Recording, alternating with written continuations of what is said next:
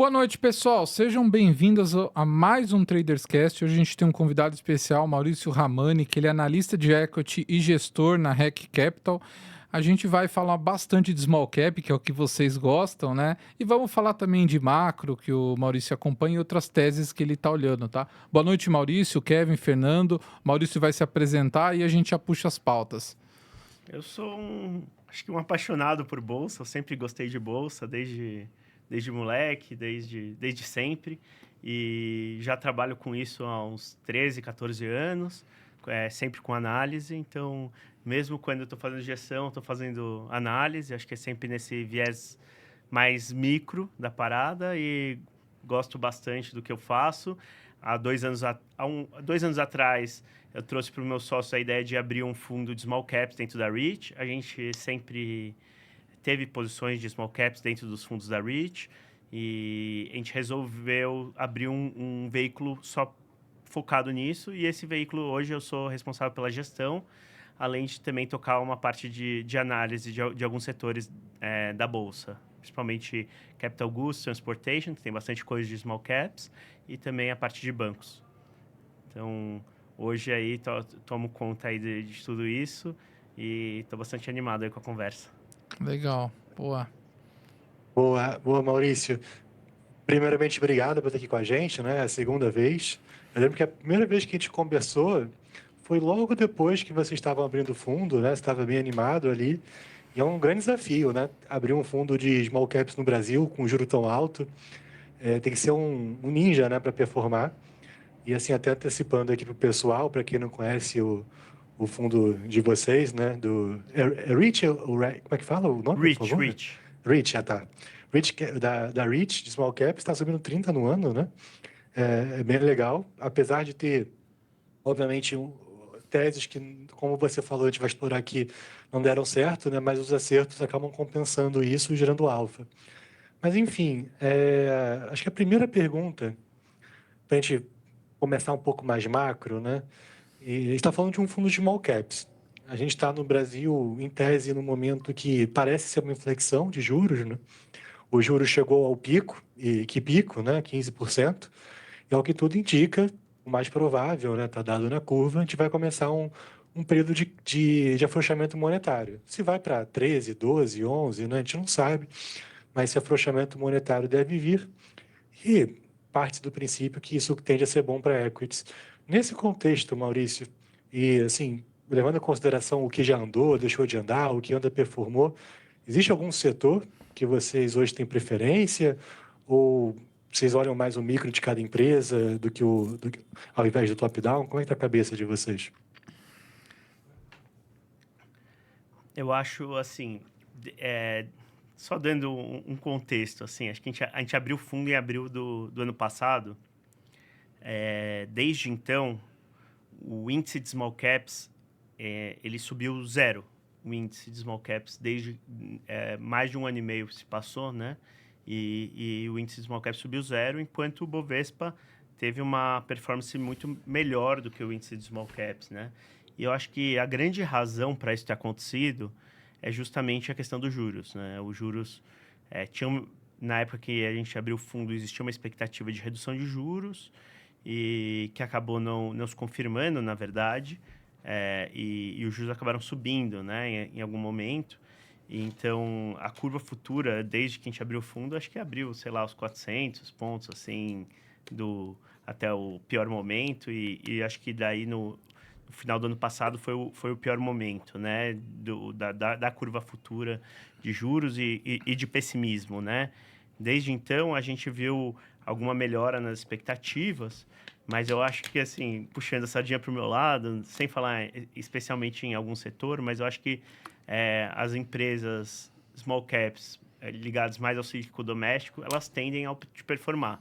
Isso significa que elas vão outperformar? Não obrigatoriamente, mas a questão dos juros impacta, assim, em múltiplas frentes do resultado, né? Ela impacta na receita, ele impacta na despesa financeira e a gente sabe, né, que quando a receita impactadas, as margens também estão impactadas, porque você tem a alavancagem operacional das empresas, né? As empresas, elas têm custos fixos. Então, quando a receita não sobe ou cai, ela acaba tendo margens um pouco menores. Então, quando você pega todos esses fatores juntos, né?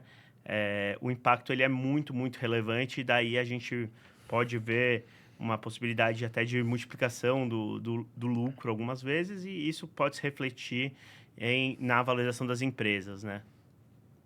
Então, eu diria que, como um todo, como classe, eu diria que as small caps, acho que estão num bom momento, se esse ciclo de redução de juros se confirmar, como tem se confirmado aí pelo mundo, apesar de alguns revés aí hoje, para mais ou para menos, mas Sim. a gente vê, acho que em geral, acho que é um bom momento para se conversar sobre small caps.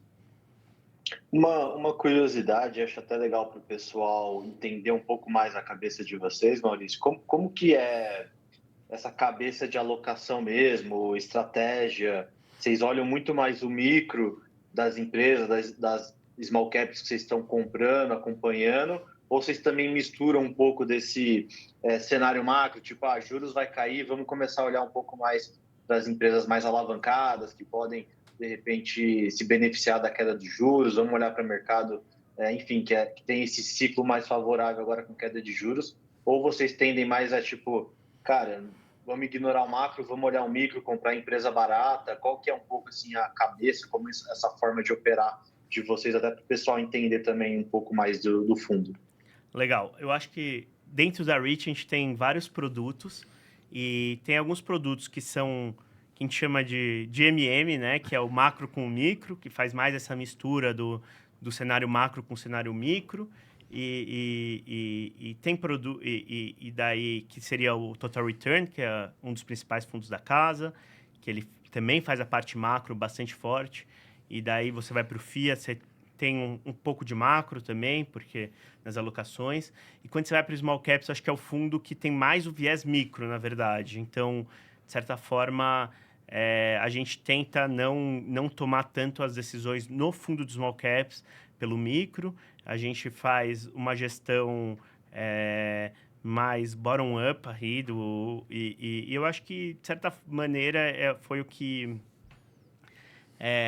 deu uma certa coragem aí que a gente não reduziu as posições, mesmo quando o cenário piorou, o cenário macro piorou.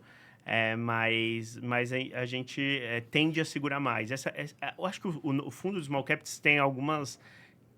nosso fundo dos small caps, na Reach, tem algumas características. Primeiro, ele é mais value-oriented, ele foca mais em empresas de talvez mais baixo múltiplo, ou que tenham teses que talvez um pouco menos óbvias, que demorem um pouco mais, talvez, para maturar, e que o mercado não esteja vendo.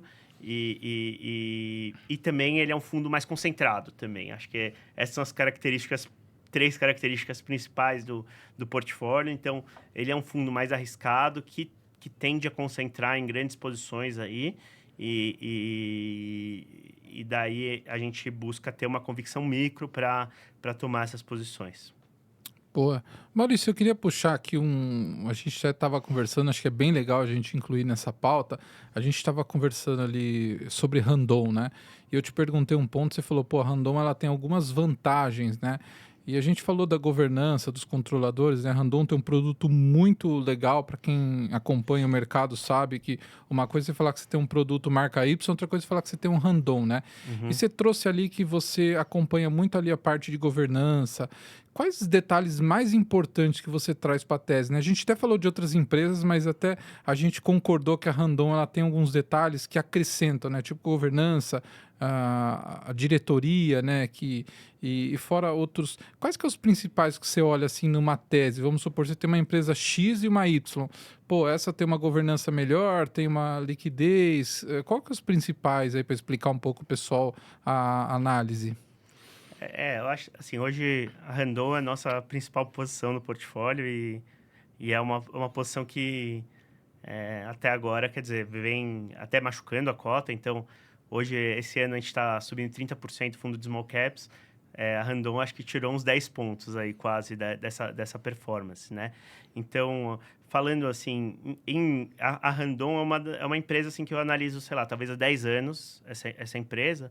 Então, você vai ganhando conforto e confiança no management da companhia e começa a entender como que a companhia evoluiu ao longo do tempo, né? E eu vejo, assim, a Randon uma empresa que evoluiu muito ao longo do tempo, tanto em governança, mas também em gestão. E eu acho que a grande prova disso é que eles tiveram, acho que, um laboratório muito interessante, que é a Frasle. A Frasle é uma subsidiária da Randon, né? A Randon tem um pouco mais de 50% da Frasle, e a Frasle hoje vale 6 bi e meio, praticamente. A Randon vale 2 bi na bolsa, tá? Então, só a participação da Randon da Randon na Frasle vale mais que o market cap da Randon, né? E, basicamente, eu acho que tudo que foi feito de bom ao longo do tempo na Randon começou na Frasle. Então, as melhores práticas de alocação de capital, eles trouxeram dinheiro de private equity, trouxeram dinheiro do Gávea, as decisões de gestão, as decisões de alocação de capital, de investir, de crescimento em novos negócios.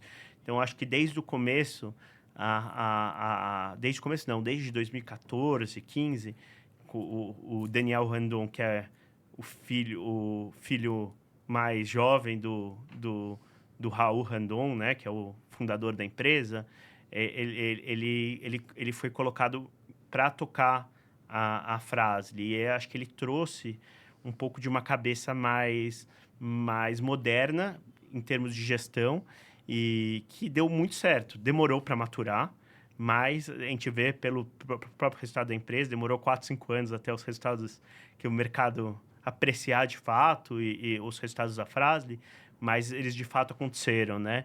E daí o Daniel e o Sérgio Carvalho, que sucedeu o Daniel, eles hoje que fizeram a gestão da Randon nos últimos anos, né? Então, eles trouxeram um pouco dessa cultura da Frasle, de gestão, de eficiência, que não existia tanto na Randon. E eu ainda acredito que esses resultados serão vistos aí em algum momento. Daí, tem vários tópicos que eu posso falar. Posso falar até amanhã de Randon, assim, posso falar de valuation, posso falar de... Então, o principal que você olha ali numa análise é a governança, mais a direção da diretoria que dá para a empresa, né? Que nem você falou, a Randon, ela aprendeu, então você olha bastante isso. Eu gosto de perguntar isso porque eu fui num conference da Profarma, né? E o Sami, que é o controlador, hoje a empresa foi fundada pelo pai dele. Eles se alavancaram, a empresa teve um follow-on e ele, assim, foi diluído, né? Perdeu 5, 6% da empresa. Ele falou, cara... depois disso, nunca mais eu vou rodar alavancado, né? Então, você vê que é um dono que ele entendeu ali o que aconteceu e ele deu um recado bem legal para o mercado, né? Então, é legal você, em algumas empresas, você se apegar no que funciona, né? Que você consegue colocar em outras teses, né? Pô, o controlador, às vezes, ele não está tão focado numa empresa porque ele tem outra. A governança, às vezes, ela acaba sendo mais fraca, né? Eu acho que... Não falando de Randon, tá? Não, Falando em no mercado geral, geral. acho assim, a característica do fundo de small caps, assim, a gente tenta concentrar, talvez, em teses que a gente acha que possam, assim, realmente multiplicar o capital em algumas vezes e talvez empresas que a gente queira carregar por muitos anos. Então, assim, empresas que a gente confia, que a gente quer ser sócio e, então, claramente, se a Randon hoje é a maior posição do portfólio, é porque a gente acha que realmente tem um potencial de valorização muito grande aí.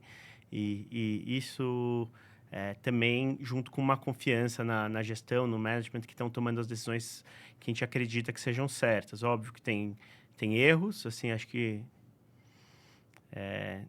tiveram erros assim no último ano da gestão, em termos de alavancar a companhia no momento que talvez não precisava tanto ter alavancado, mas a gente vê também grandes acertos assim na gestão, né? Então, quando a gente olha a Randon, assim, a gente vê um papel assim que realmente que poderia multiplicar por 4 vezes, assim, em 2, 3 anos, sem nenhum problema, só com os ativos que ela tem hoje, rentabilizando esses ativos. Então, se o juro cair um pouco, a despesa financeira cai um pouco, se você já normaliza as margens dela no Brasil, nos Estados Unidos, se as coisas voltam a mais ou menos ao normal, é uma companhia que poderia fazer 700, 800, talvez até 1 bi de lucro por ano, a empresa vale 1 bi 800. Então, realmente, assim, quando a gente olha para a empresa hoje, para os resultados da empresa hoje, não refletem todo esse potencial. Então, por isso que o fundo de Small Caps é um fundo assim, que pode olhar um pouquinho mais para frente, pode tomar um pouco mais de risco e pagar para ver nas teses que a gente realmente acredita. Então, só para dar um exemplo, né? Eu estava falando da participação na Fras-le, né? Que vale hoje 3 bi 200, a participação da Fras-le a Randon, que tem a participação na Fras-le, vale 3 bi 200. Você também tem o consórcio lá da Randon, faz 150 milhões de lucro por ano. Isso é uma entidade regulada pelo BC, tem as suas próprias DF, você vê lá, faz 70, 75 milhões de lucro por semestre, está crescendo 30% ao ano. E o Pátria resolveu comprar 20%, um fundo de high growth do Pátria, comprou 20% num valuation, acho que de 1,6 bi. Então, só isso aí já vale quase 1,5 bi. Foi avaliado, né, por um cara que colocou dinheiro, sei lá, mais que 300 milhões de reais, 360 milhões de reais lá para um cara super informado, super dirigente que vai colocar no... Então, tem esse valor lá dentro. Você vê, tem duas JVs da Randon, você tem a Master e a Yoast, que são duas empresas aí que juntas talvez podem faturar, assim, num ano bom, 2 bi de reais, e talvez um pouco menos nesse momento que o mercado está mais desaquecido, mas que fazem 20% de margem EBITDA. A Yoast tem 90% de market share no produto que ela produz, que é a quinta roda, que é um componente importante lá do caminhão, e a Master no sistema de freio. Então, essas empresas na Europa negociam a múltiplos assim, super altos, são sistemistas que têm muita tecnologia. Tipo, fui na fábrica recentemente lá da Master. Cara, é um negócio surreal de tecnológico, robotização, é um negócio hiper milimetricamente assim calculado. Então, só isso aqui, isso a gente não está falando de carreta, a gente não está falando da Suspensys, da Castertech, que são duas empresas aí que podem dar... A gente só está falando de metade da receita da Randon.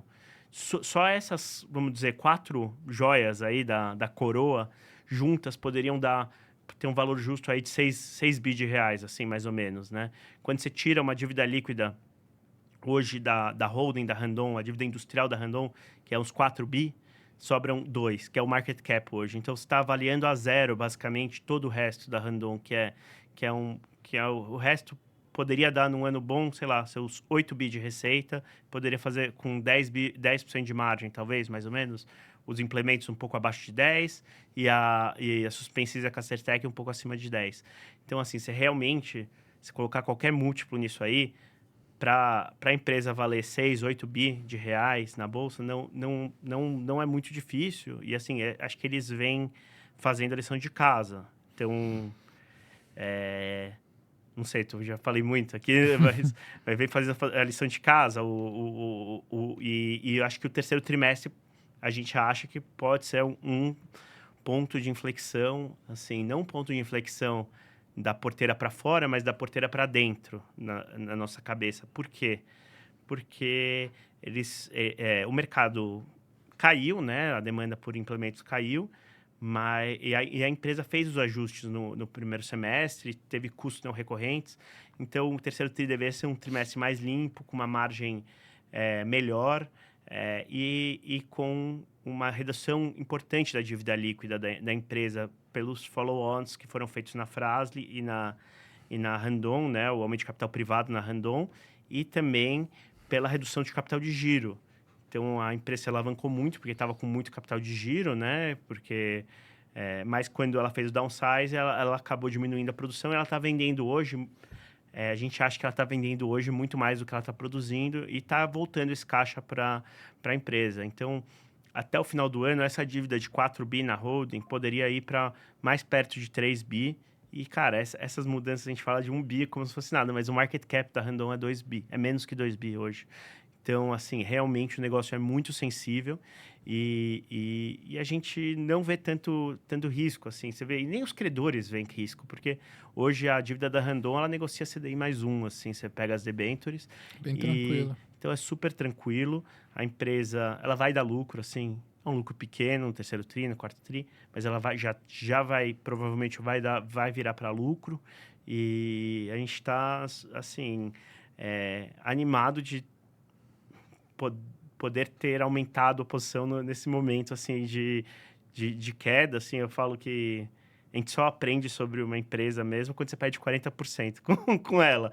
Daí você aprende bem, você começa a conhecer bem. Você começa a revisar tudo, né? Será que estou Exato. errado? O que está acontecendo aqui?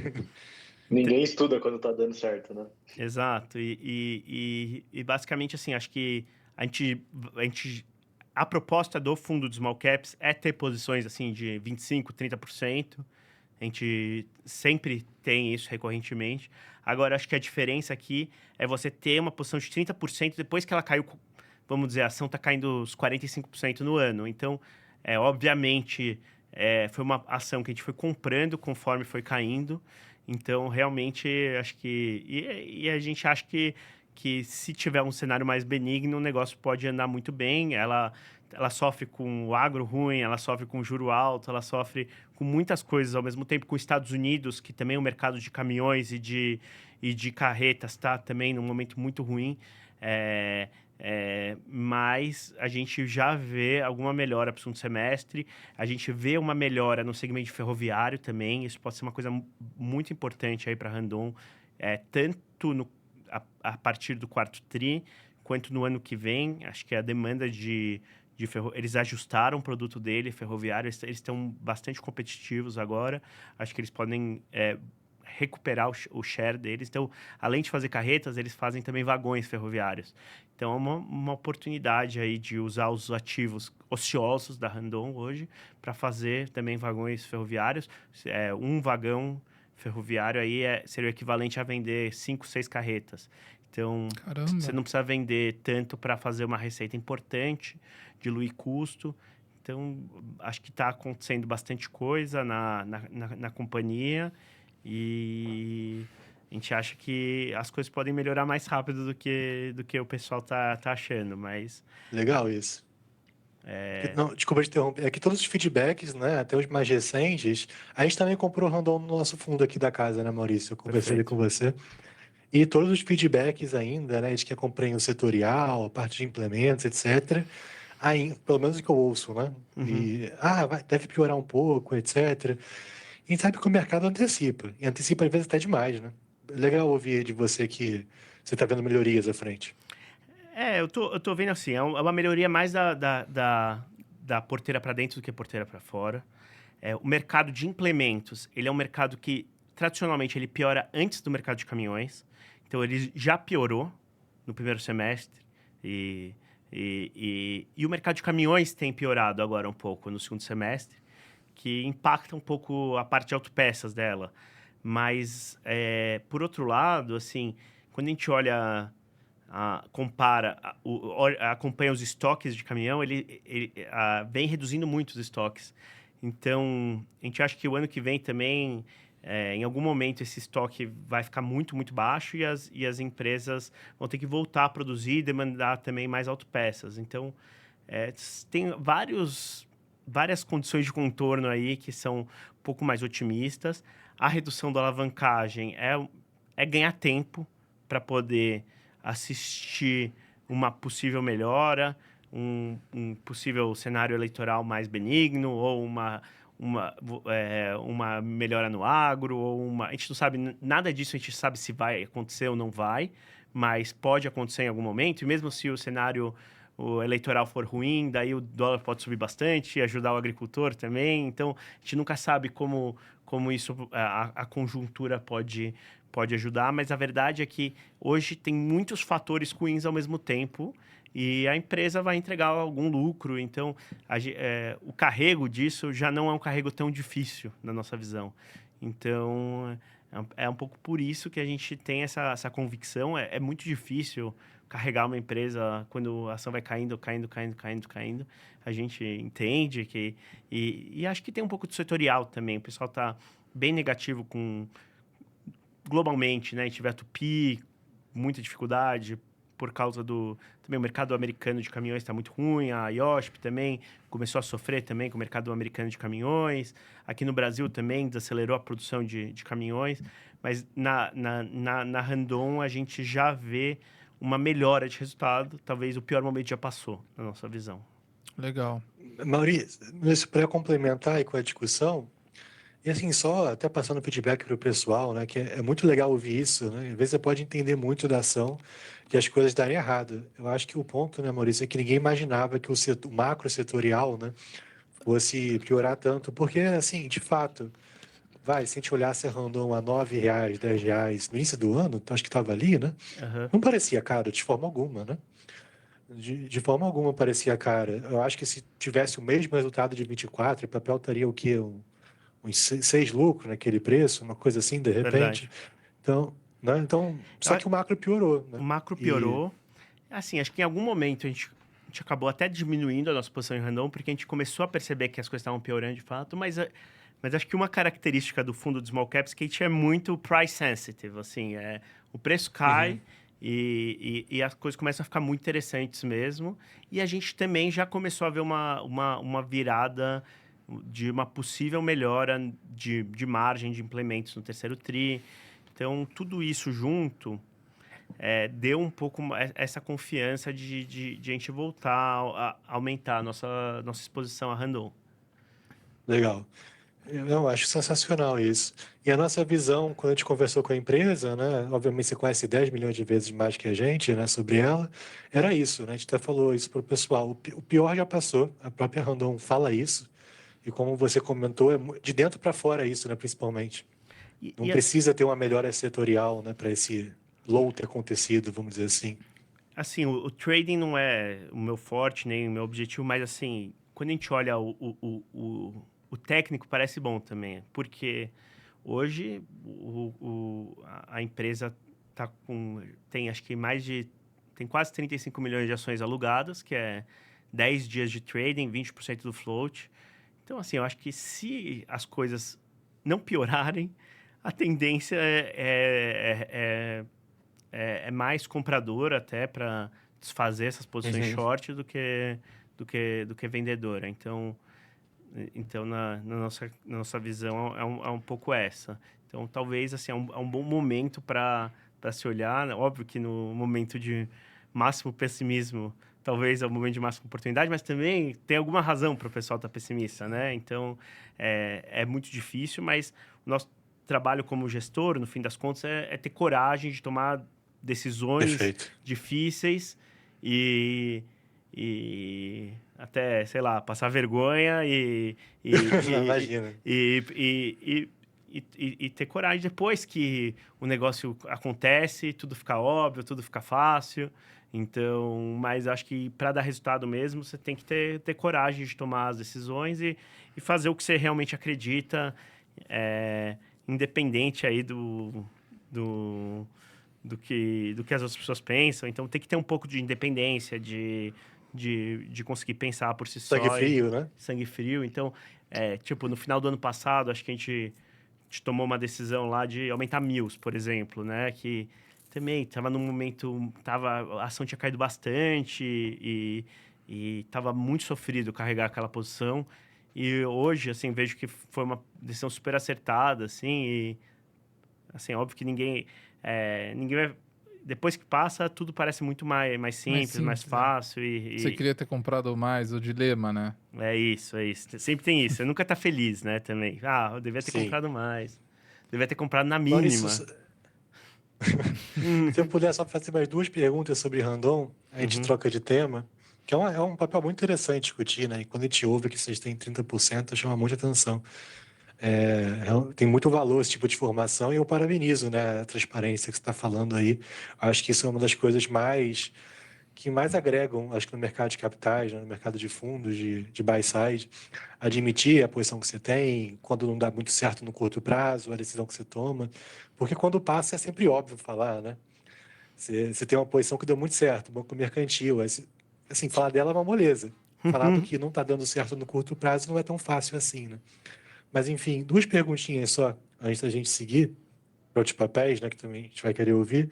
Cara, uma mais macro setorial e a outra é um pouco mais de o que vocês fazem quando não está dando tão certo uma convicção. Uma dúvida minha, que eu tenho pensado muito a respeito, vocês acham que esse deal da China e Estados Unidos pode ajudar na parte internacional da Randon? Porque o agro-americano, ele tenderia a melhorar muito, né? Com a volta voltando a vender soja, produtos primários para a China. Isso poderia ser um trigger, na sua opinião? Eu acho, eu acho que é pouco relevante isso. Eu acho que é pouco relevante nesse sentido, assim, porque a própria operação da Hércules, lá da Randon, ela tá mais ligado à base de container. Não sei se grãos usa, acho que é mais uma logística que não vai usar tanto container. Então, não sei se se tem um efeito tão direto. Eu digo pela cadeia agro Mas, melhorar, assim, assim, o sentimento do setor. a cadeia agro, ela tá mais ligada à cadeia agro no Brasil. Então, não sei se esse é o trigger aqui que é mais... que é super relevante. Eu vejo... eu ainda não vejo isso como sendo o trigger. Mas, assim, é uma coisa para se acompanhar, assim, se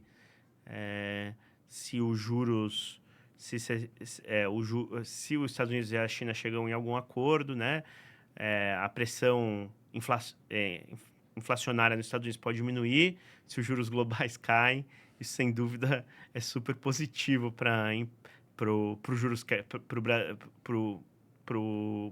juro cair aqui no Brasil, e daí toda a demanda melhorar, porque depende de crédito, né? Venda de implementos, de caminhão, tudo isso depende de crédito, e também da despesa financeira cair e os lucros aumentarem. Então, às vezes não é tão diretamente essa questão de China e Estados Unidos que pode ser game changer, mas a gente nunca sabe qual que é a derivada aí que vai realmente mudar, né? Perfeito. E a última pergunta ali, não é sobre Randon necessariamente, mas como você entrou no tema tão detalhe, Uhum. como que é na prática para vocês ali, né? A gente no Tecint é muito transparente, né? Quando as coisas dão certo, dão errado, mas é sempre bom ver de fora.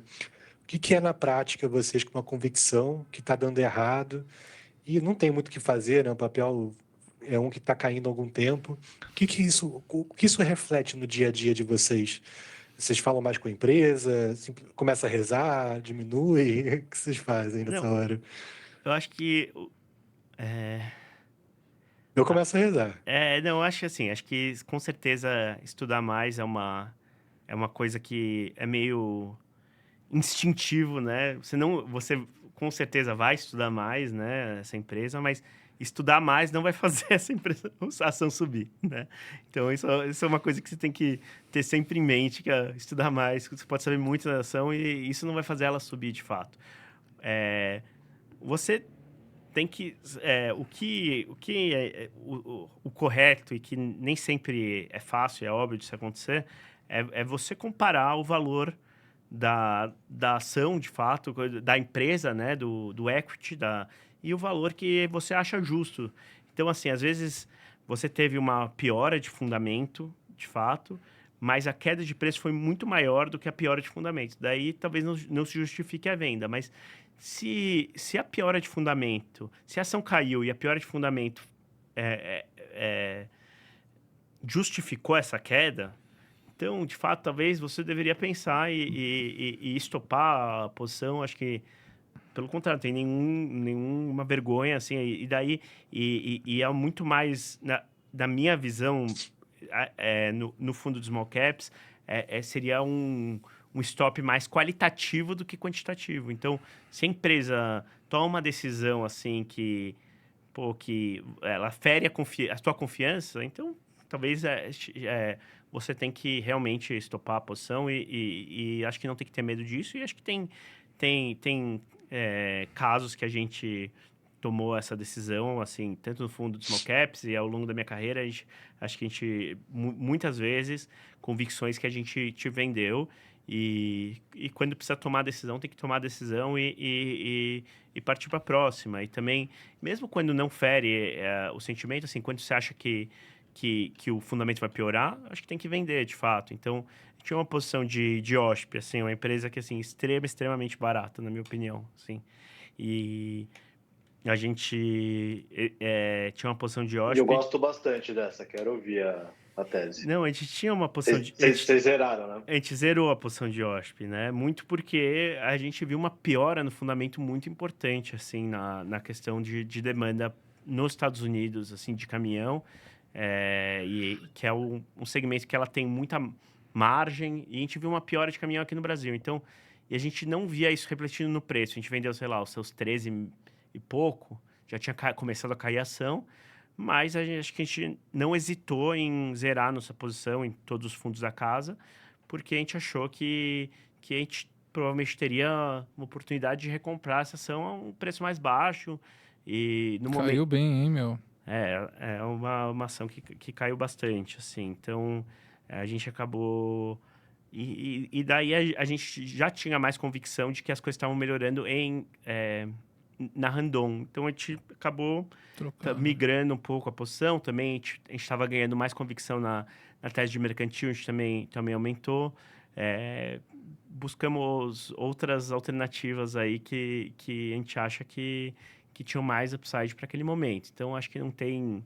O nosso trabalho é realmente tomar essas decisões e não importa se eu escrevi uma carta de OSP, que eu achava que era bom pra caramba, e, pô, tá bom, é bom, mas talvez tenha outra coisa melhor nesse momento e não pode se apegar muito, e esse é um exercício a ser feito, assim. E talvez, assim, se eu tivesse feito... Eu diminuí a posição em Hanoi, talvez deveria ter zerado lá atrás, óbvio. Tudo, depois que passa, é muito mais simples, mas talvez poderia ter diminuído mais. E a vantagem de diminuir é que você consegue aumentar depois que cai também. Que você tem mais bala para conseguir recomprar e tomar mais decisão com a cabeça um pouco mais limpa. Então, eu acho que é um pouco isso. Mas é muito mais um stop qualitativo do que quantitativo. Acho que concluindo a resposta. Boa.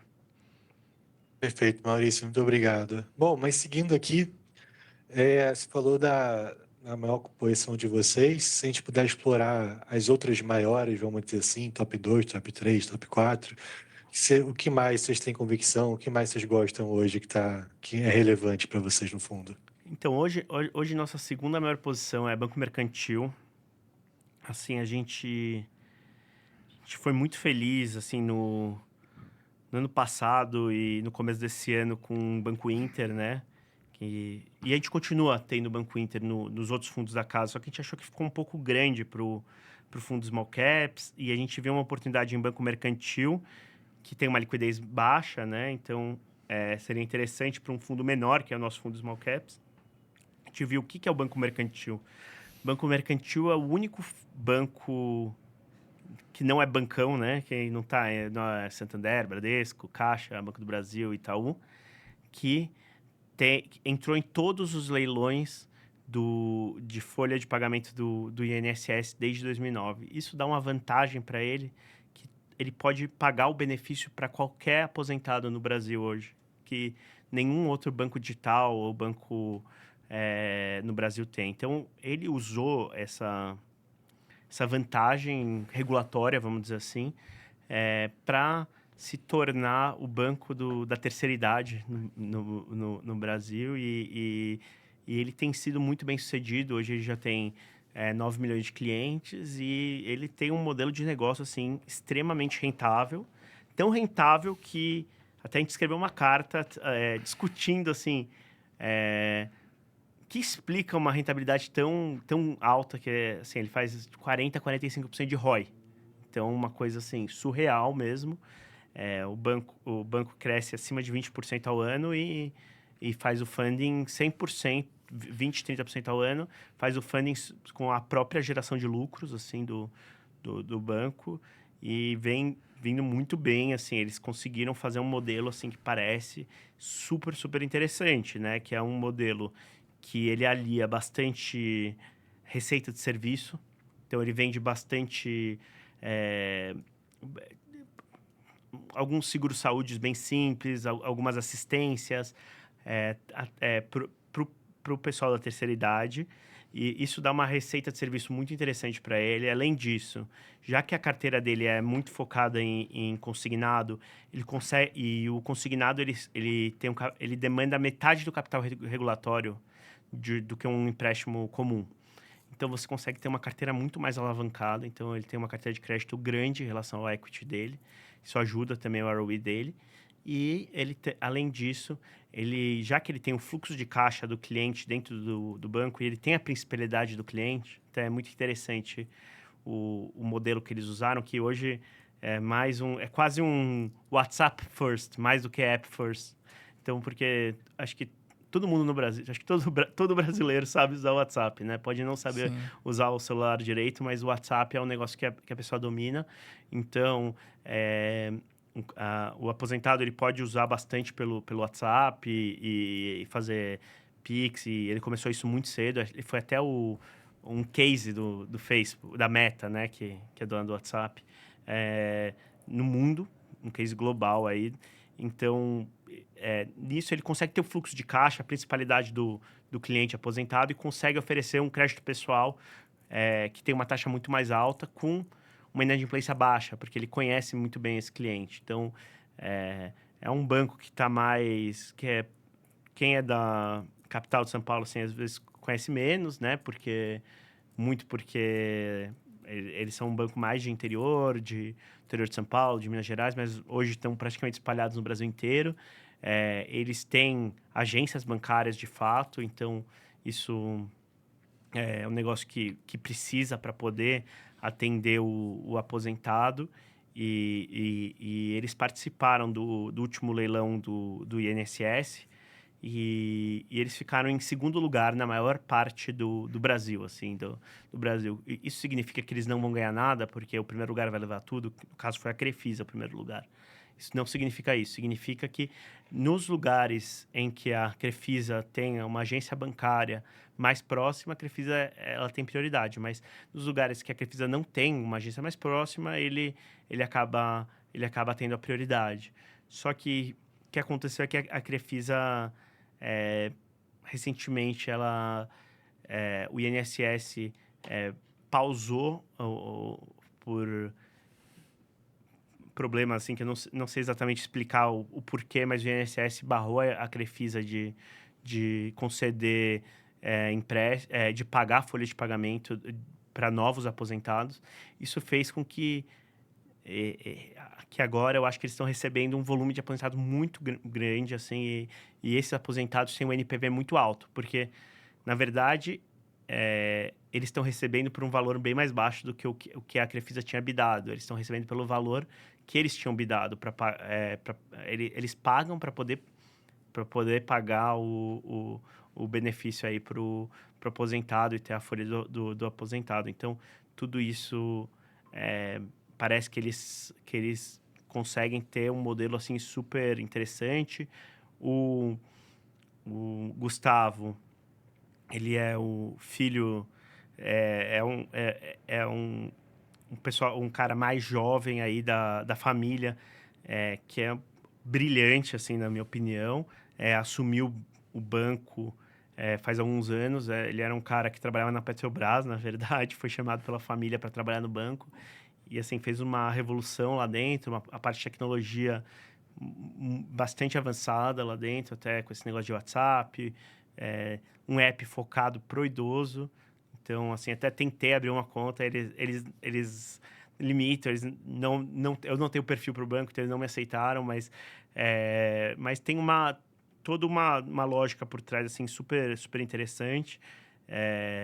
E a gente foi estudando, foi conhecendo e viu que, na verdade, esses resultados eles eram mais ou menos recorrentes. Assim, óbvio que não dá para esperar que esse ROE vai se manter no longuíssimo prazo, mas a gente via a ação negociando aí a 4 vezes lucro, com ROE de 40%, crescendo 30% ao ano. Eu falei, cara, não existe isso no mundo. Então, falei, vamos comprar isso, e conforme o papel foi subindo, a gente não se desfez da posição, porque realmente foi ganhando mais convicção na tese. Vocês compraram quando, Maurício, por favor? A gente comprou... Nosso preço, a gente começou a comprar, estava R$ 38, faz uns 4 meses, mais ou menos, eu acho. 4...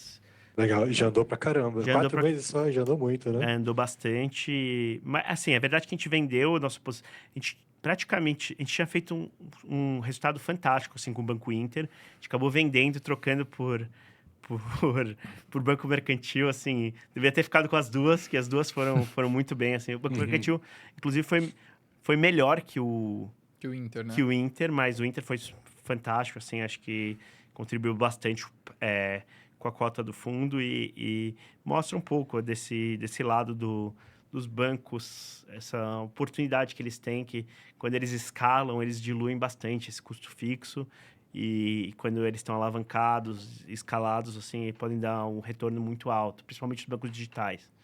Então, acho que essa é outra tese de que na REIT a gente, nos últimos 2 anos, assim, a gente vem operando muito bem entre Inter e Nubank, assim, também nos fundos principais da casa, digo, porque Vocês têm Nubank hoje ainda? Vocês acham que o plano de expansão pode gerar valor ali, ô Maurício? a gente gosta de Nubank, sim.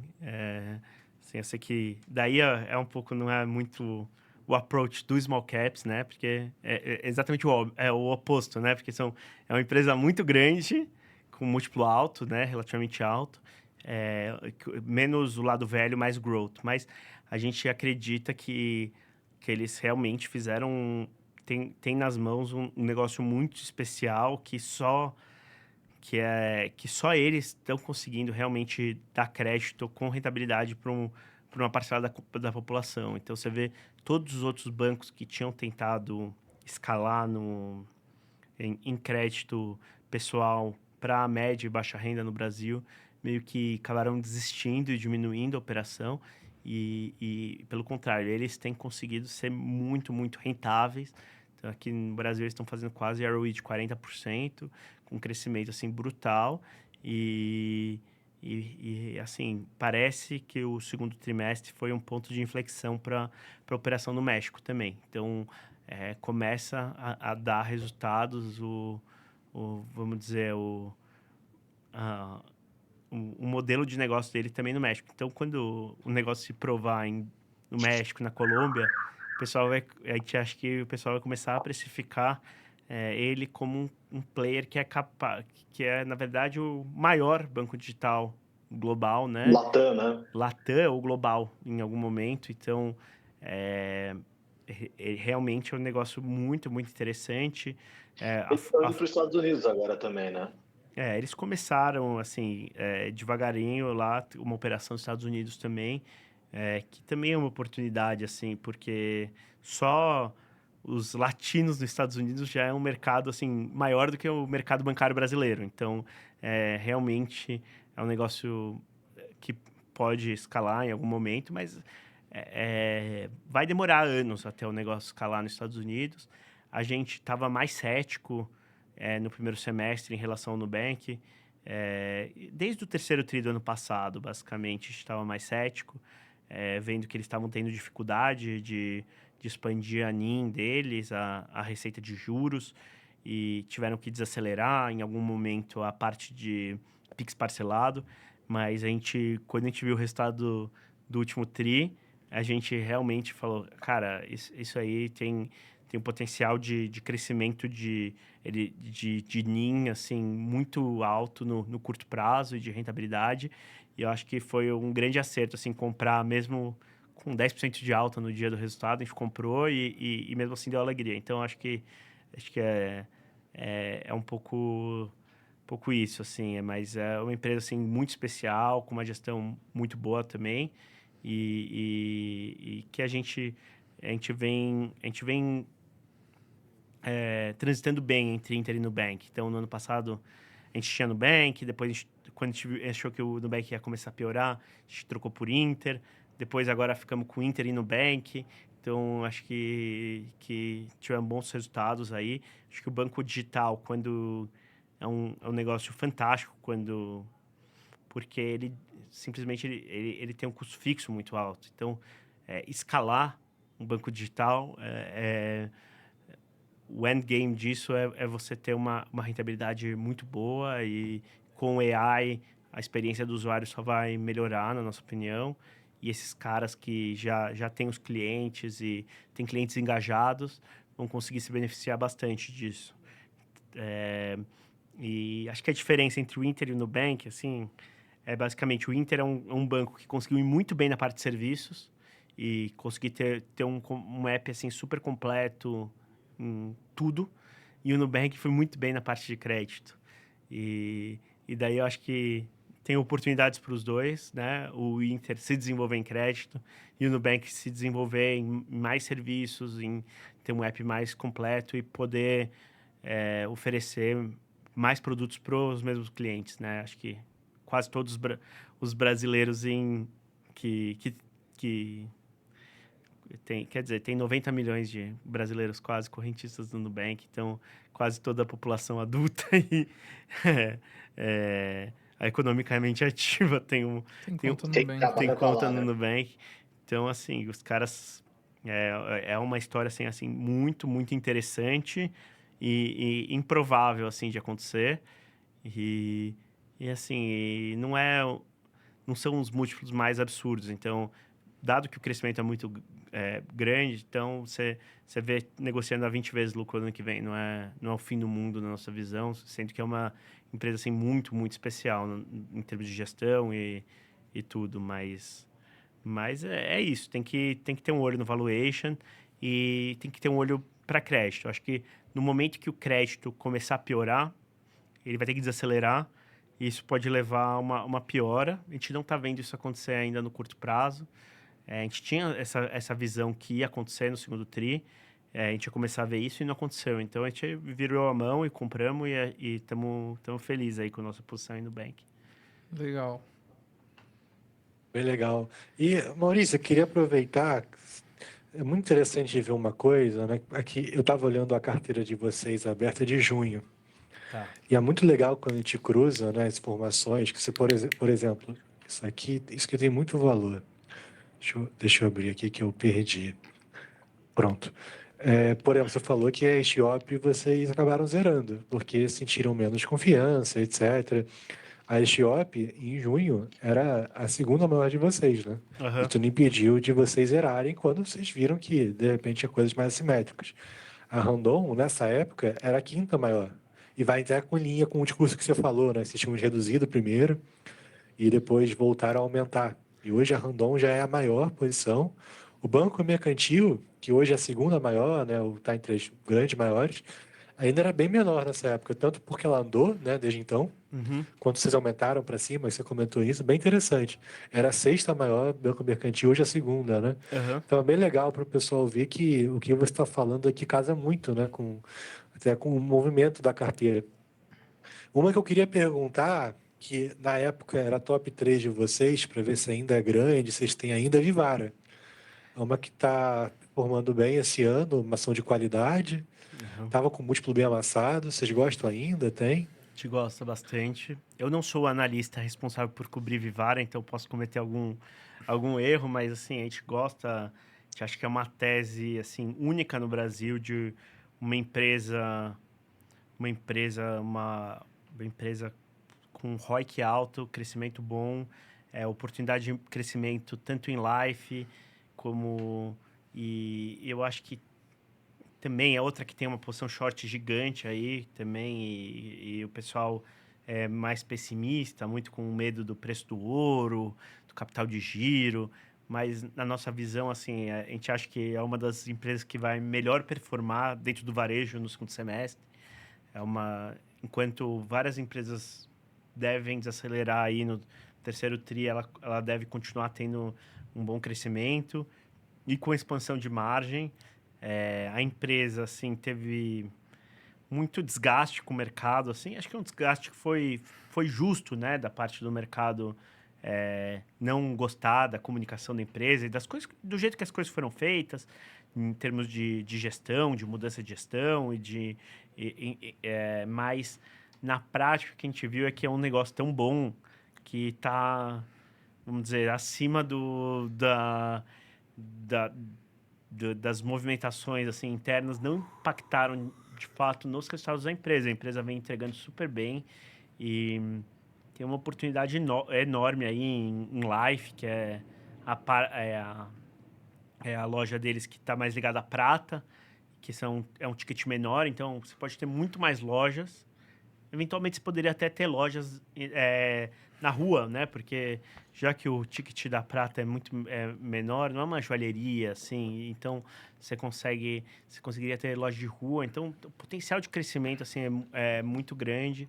É uma empresa que é muito mais rentável que os concorrentes, assim, você vê outros players no setor de joias com mais dificuldades ao longo do tempo. E a própria alta do ouro e da prata mostraram a vantagem competitiva que ela tem, tanto pelo custo de capital barato, pela capacidade dela ter estocado bastante ouro, então ela não precisa repassar do dia para a noite, então eles acabam ganhando market share. Então, tudo isso é super interessante, a gente continua gostando, com tudo que subiu, a ação continua negociando aí de seus 10 vezes lucro, super qualidade. A gente vê pouca coisa no varejo tão com ROIC alto, crescimento bom, com oportunidade de crescimento e com oportunidade de crescimento para frente também, para o médio e longo prazo. Uma empresa com marca super forte, então a gente tende a gostar bastante aí de Vivara. A gente acho que manteve Vivara todo esse tempo aí. Foi uma posição aí super interessante pro fundo. Maurício, vamos aproveitar, Vivara, você comentou algo interessante, né? Que realmente grande parte do varejo, né? Se não, 90% do varejo vai desacelerar no terceiro trimestre. Uhum. E você comentou que a Vivara não. Você acha que é uma característica de ser anticíclica isso no business dela? Eu acho que também não sou. Eu acho que ela é um player. Tem uma parte do. Ela tá ligado mais à média e alta renda, eu acho. Então, ela tá mais protegida nesse sentido. A gente vê a própria Track and Field, por exemplo, que também tá ligado a um segmento próximo, também tá indo performando super bem. Então, acho que tem a ver com Só isso. a asa aqui não, né? E tem, Só a asa aqui não. e tem a ver. E também é um segmento que não depende tanto de crédito. Então, é mais. É um segmento assim, então a empresa ela vem entregando assim super bem e a própria alta do ouro e da prata, assim, você acaba aumentando o ticket médio um pouco das peças, então isso acaba de certa forma ajudando também a receita. Então eu acho que é um pouco isso. Voltando naquele assunto, né, de comprar quando o pessoal comprar com dor de barriga, né, que quando a gente comprou Vivara lá, acho que foi em novembro do ano passado também, putz, foi super difícil a compra, porque também era pegar a faca caindo, toda aquela história, a empresa com várias discussões lá dentro sobre governança, e no final se pagou, né, essa dor de barriga. Então, no fim das contas, acho que é um pouco da característica aí do fundo de small caps, é pegar a faca caindo, que é o que todo trader fala que não tem que fazer, mas é um pouco dessa característica do value investing, de ter confiança no valor e comprar, e daí se cair mais, você compra mais, e daí quando acabar o dinheiro, você para de comprar porque acabou o dinheiro e espera. E às vezes é um pouco essa Começa a a rezar. nossa filosofia, assim. Óbvio que Legal. se as coisas mudarem no qualitativo, daí tem que vender e se precisar vender, vende e faz parte, mas é um pouco do que a gente acredita lá. Mas é legal, Maurício, que você falou dois exemplos diferentes nessa conversa nossa, né? Que mostra que vocês não têm. Por exemplo, você falou de não é bom comprar quando está caindo. Aí foi o caso da Vivara. E deu certo. Mas você também deu um exemplo oposto, né? Vocês compraram o Nubank subindo 10, né? Você disse, depois de balanço. E É, também deu certo. Então, eu acho que é muito mais um olhar qualitativo, né? Tá ok, tá caindo, subindo, preço X, mas uhum, é o valor que vocês enxergam, né?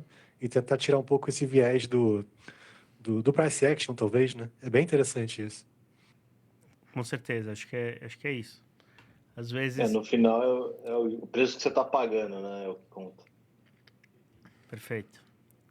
É difícil, tudo é difícil, né? É difícil comprar quando tá caindo, Aham. é difícil comprar quando já subiu também, então a gente tem que tomar muito cuidado com esses vieses, né? E no fim das contas, o, o preço é um dado, né? E você tem que.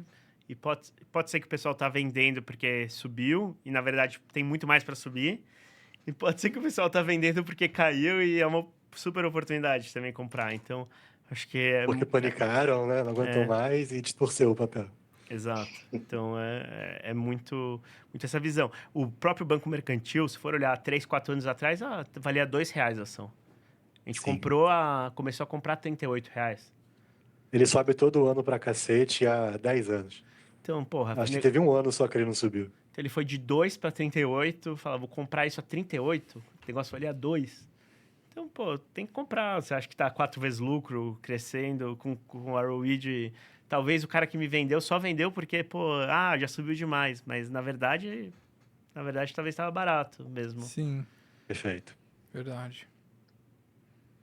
Tem mais Cara, tem alguma tese? várias, Falei, tem Kevin. várias aqui que eu queria abordar, mas a gente está acabando o tempo aí, né? Mas acho que uma legal para a gente falar, não sei se vocês estão na carteira ainda, mas é uma que, enfim, converso com várias pessoas aqui, cada um tem uma opinião diferente dela, que é a Marco Polo, né? Porque, assim, é muito claro o fundamento que está barato, mas praticamente todo mundo, assim, tem esse pezinho atrás em relação ao ciclo dela, né? Falam que está mais perto do topo do ciclo do que do low. Uhum. O que você acha dela? Vocês têm na carteira ainda? Já tirou? Como é que tá? A gente ainda tem na carteira Marco Polo. Marco Polo é uma ação que a gente pegou. Foi uma grande alegria da minha vida como analista ter recomendado o Marco Polo lá no fim de 2022, assim que a gente pegou um negócio a R$ 2 e pegamos a alta inteira, assim, foi um negócio que contribuiu muito para a cota dos fundos lá na REIT.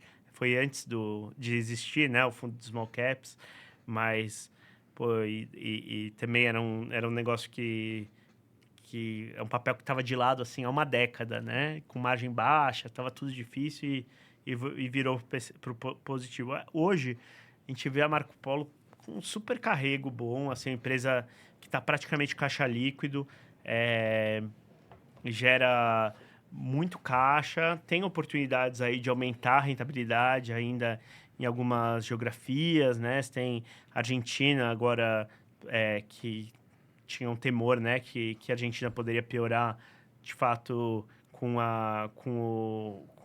essa eleição para o Congresso na Argentina agora. Abre um cenário mais positivo, aí a gente já ficou muitos anos sem trocar a frota de ônibus. Você tem a própria NFI, né, que é uma subsidiária no Canadá, que também vem sofrendo bastante, que a gente acredita que vai ter algum ponto de inflexão mais para o final do ano. Então, você tem bastante coisa boa para acontecer. Óbvio que nesses preços, assim, talvez é um pouco menos óbvio do que já foi no passado, mas a gente acha que as margens da empresa é, é, devem ficar nesse patamar um pouco mais alto mesmo.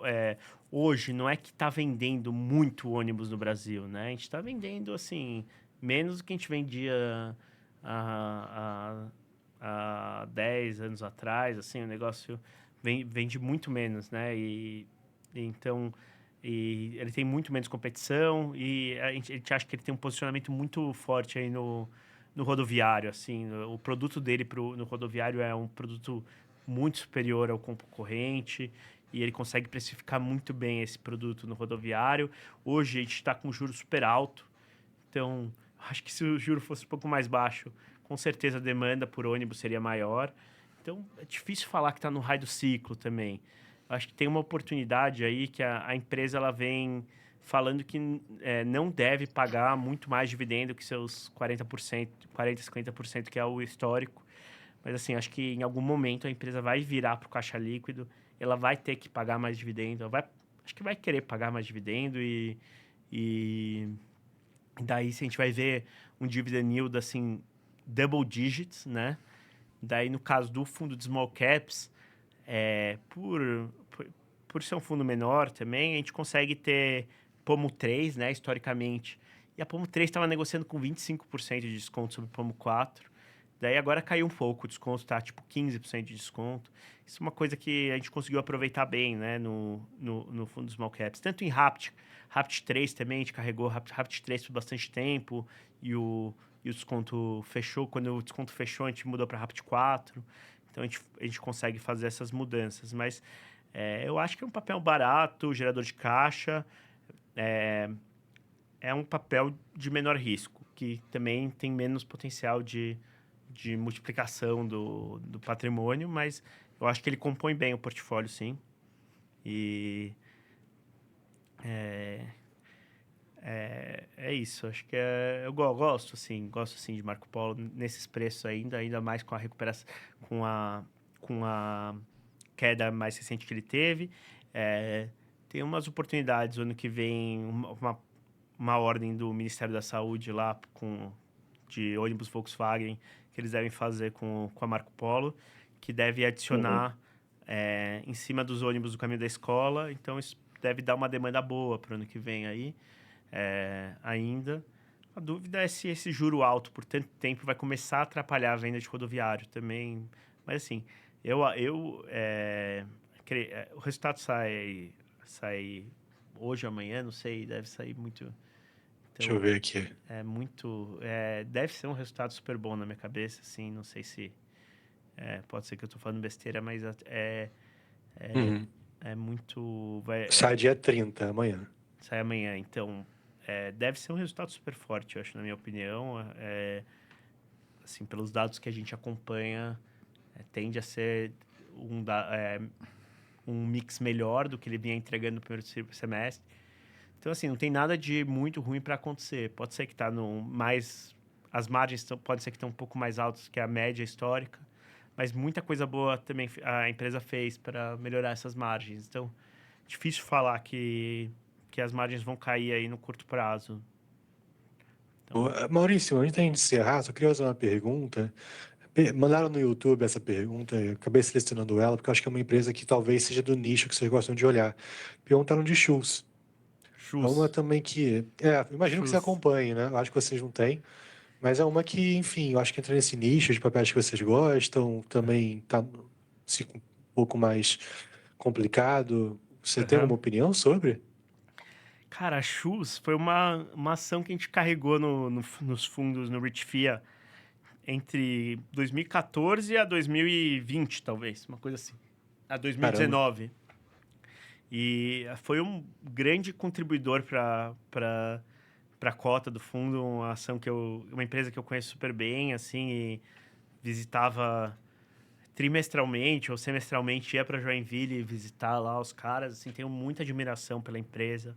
Empresa, assim, super bem tocada e que cresceu muito todo esse período e foi muito bem, assim, inclusive a gente ganhou muito dinheiro com ela, assim, a gente multiplicou por 4 e quando a gente vendeu, depois ainda dobrou a ação. Legal. E foi... Dá até dor quando vê, né? Dá até dor, mas assim, a gente foi super feliz, assim, com o Shoes e tenho boas lembranças, assim. Eu acho, assim, que nem eu falei de OSP e de Tupi, ela tende a passar um segundo semestre um pouco mais difícil, né? Porque ela está muito exposta a esses setores, tanto no Brasil como no exterior, de caminhão de pesados, né? Que é um setor que está num momento super difícil. E acho que eles têm algumas coisas para ajustar em termos de governança também lá, né? O senhor Ovandi, que é o cara que toca a empresa, que ele tem, provavelmente deve ter mais que seus 80 anos e a empresa acho que poderia ter um call trimestral, ter uma conversa mais aberta com o mercado.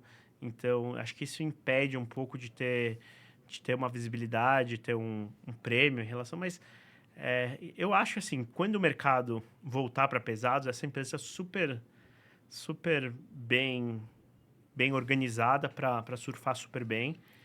Eu acho que para quem quer ter uma visão um pouquinho mais de longo prazo, eu acho que é um bom papel que dá para ter, sim.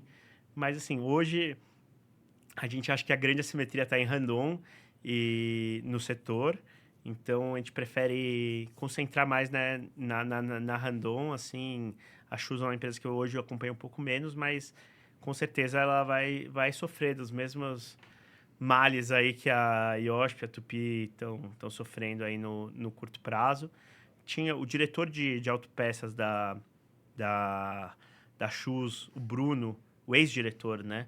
Eu conheço muito bem ele, assim, um cara fantástico, e ele saiu da empresa. Então, isso um pouco me tira um pouquinho da confiança, assim, no management. Mas, assim, o fato de eles terem perdido ele, acho que foi uma grande perda, assim, para a empresa. O cara construiu a parte de autopeça, assim, pegou lá atrás, o negócio quando era super pequeno e cresceu, assim, um negócio de forma muito interessante, hein?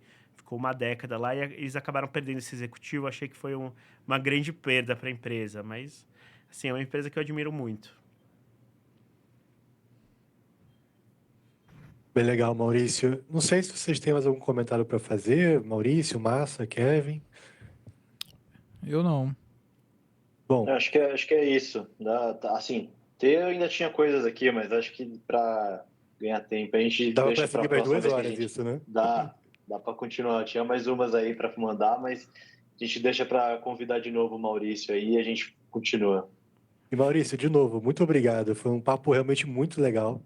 Vou fazer questão de reforçar para o pessoal assistir, para quem não viu ao vivo agora. Acho que vale muito a pena.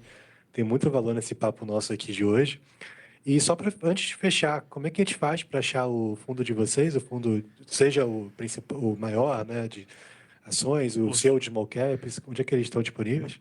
A maior... O Rich Fee, o Rich Total Return, está em todas as plataformas, praticamente. XP, BTG, Inter, tudo. O fundo de Small Caps, ele só está no BTG sob demanda. Então, mas é muito fácil, na verdade, conseguir... É só você mandar uma mensagem lá no app ou para o teu assessor e você consegue investir no fundo de Small Caps. Isso... E também, quem quiser pode também entrar em contato diretamente assim, com a gente. E a gente também pode fazer o cadastro na Reach, né, diretamente. E daí investir diretamente com a nossa distribuição também direta. Então tem A essas gente duas pode, opções. Maurício, desculpa interromper, eu estou me metendo aqui, nem sei se eu posso falar isso, né, Márcia? Mas a gente pode tentar botar aqui na casa também. Sim, eu ia Pô, falar isso. Seria um prazer Tenho enorme total te oferecer interesse. o fundo de small cap de vocês. A gente pode depois falar sobre isso. Show de bola, show de bola. Tamo aberto aí. Legal. Legal. Bom, Bom, é mais uma isso. vez, muito obrigado. Foi excelente. Queria agradecer aí a presença e a gente vai marcar mais vezes aí pra gente ir atualizando as teses e falar de mercado. Muito obrigado por vir aqui. O pessoal gostou bastante aqui. Obrigado. Show de bola. Obrigado, Valeu, pessoal. Maurício. Boa Valeu, noite. Massa. Kevin. Tchau, tchau.